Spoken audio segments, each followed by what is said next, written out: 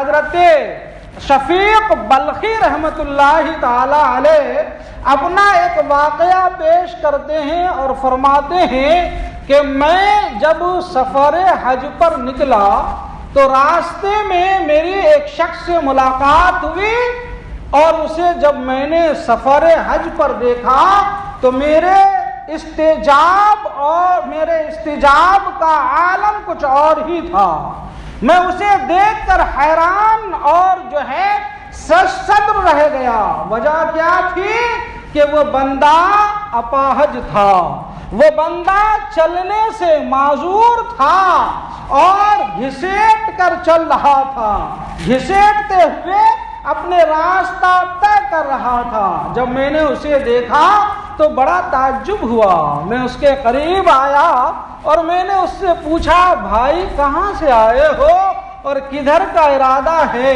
اس نے کہا، ارادہ تو مکہ المکرمہ کا ہے۔ سبحان اللہ، ارادہ تو مکہ المکرمہ کا ہے اور میں آیا ہوں سمرقند سے، میں آیا ہوں شہر سمرقند سے۔ علماء فرماتے ہیں کہ سمرقند سے مکہ المکرمہ کی مسافت تقریباً 4500 کلومیٹر کی ہے۔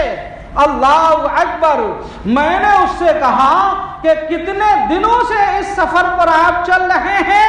تو اس نے کہا، مجھے گھر سے نکلے ہوئے 10 سال ہو گئے۔ اللہ اکبر، مجھے گھر سے نکلے ہوئے 10 سال ہو گئے۔ جب میں نے یہ سنا تو میرے استعجاب اور حیرت کا اور بھی عالم کچھ نہ رہا۔ میں حیرت سے ٹکٹکی باندھ کر اسے دیکھنے لگا تو اس نے کہا، شفیق کیا دیکھ رہے ہو؟ وجہ کیا ہے اتنے غور سے دیکھ رہے ہو؟ تو میں نے کہا کہ آپ معذور ہیں، 10 سال ہو چکا ہے اور ابھی منزل دور ہے۔ یہی دیکھ کر مجھے حیرت اور تعجب ہو رہا ہے۔ تو اس معذور شخص نے جو جواب دیا، اللہ اکبر، اسے اپنے تختیہ قلب پر لکھ لینے کے لائق ہے۔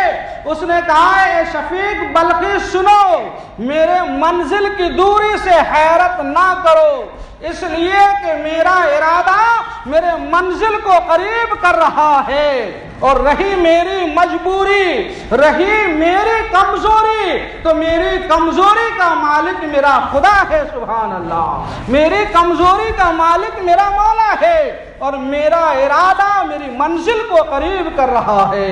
پتہ یہ لگا مسلمانوں کہ شوق حج رکھنے والوں کو سفر حج کی صعوبت کی پرواہ نہیں کرنا چاہیے۔